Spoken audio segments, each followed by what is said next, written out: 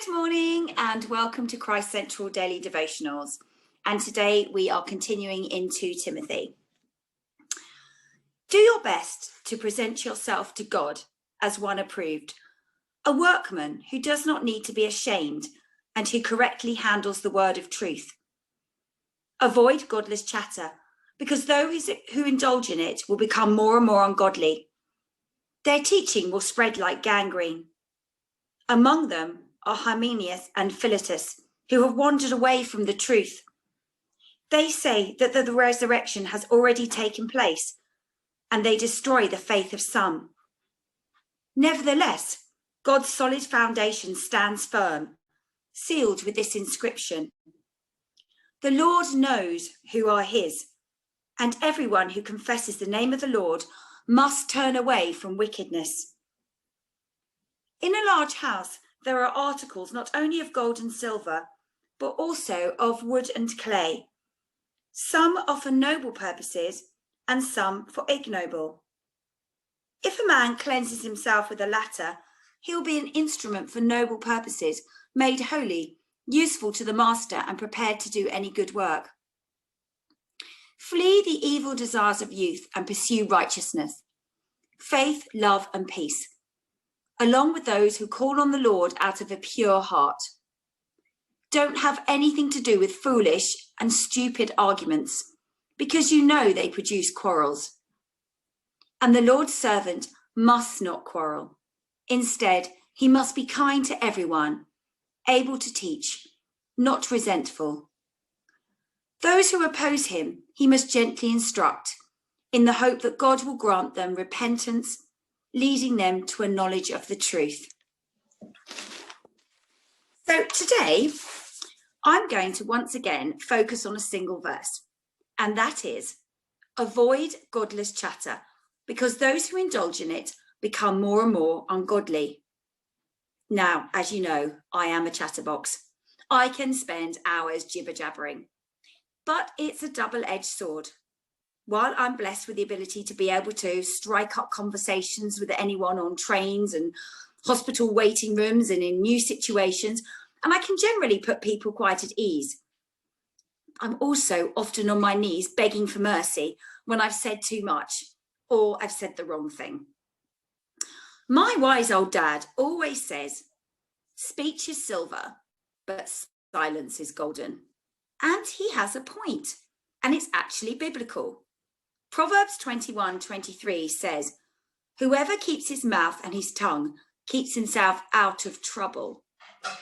Now, I started infant school back in the mid-70s, and along with our space hoppers and bags of marbles on the playground, we had a little chant, which was, sticks and stones may break my bones, but names will never hurt me.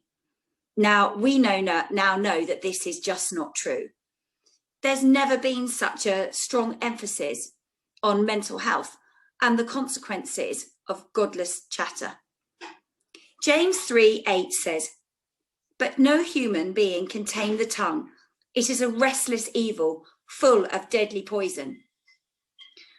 The recent Black Lives Matter movement has highlighted this deadly poison.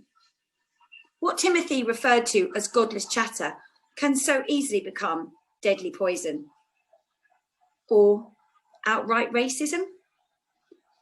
I have never been so ashamed to be white than when my son showed me the monkey chants that were being hurled at young black talented footballers during a football game. But godless chatter can also be more subtle. The World War II propaganda poster had this slogan, careless talk costs lives. It was part of a worldwide campaign to prevent people from gossiping and letting useful information get into the hands of the enemy. Today, our enemy is often our technology. How often we hear about terrible, tragic suicides, often as a result of social media trolling. We have to be so careful to guard our tongues and our words when we email or we text. A few years ago, I was texting between two family members and inadvertently sent the wrong text to the wrong person. Mortified doesn't begin to describe how I felt, and I vowed to always double check my text addresses before sending. But I actually was convicted even further and felt it was only right to put words in a text that I'll be happy if it went to the non-intended recipient, i.e. it didn't contain anything careless or undermining. Ephesians 4:29 says, "Let no corrupting talk come out of your mouths, but only such as is good for building up as fits the occasion, that it may give grace to those who hear." We are called as followers of Christ to encourage, to be kind, to find the good in people. I tell my children, if you've got nothing good to say, then don't say anything. But the serpent was a slippery creature, and we can fail in the area of godless chatter so easily.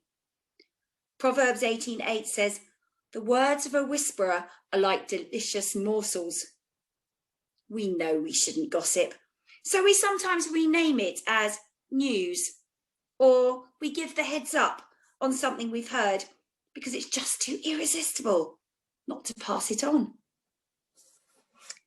I made a comment to my son, because isn't it sometimes the children who correct us? We were watching some TV and I said that a celebrity had gained a little bit too much weight during lockdown. I was accused of fat shaming, and my son was right. It wasn't nice, and I should have had a dose of my own medicine and said nothing.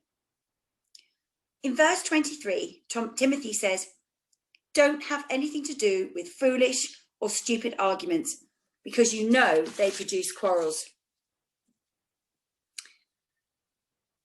Anyone who has had anything to do with children or teenagers can relate to how quickly a few careless words, usually uttered when you're tired or under pressure, can so easily turn into total catastrophe.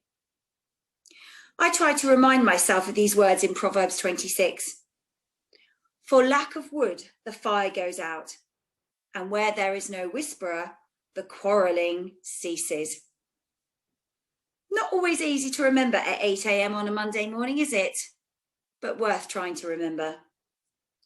So to conclude, Paul is instructing the church in Ephesus and us today to watch our words in the workplace, wherever that may be for us today.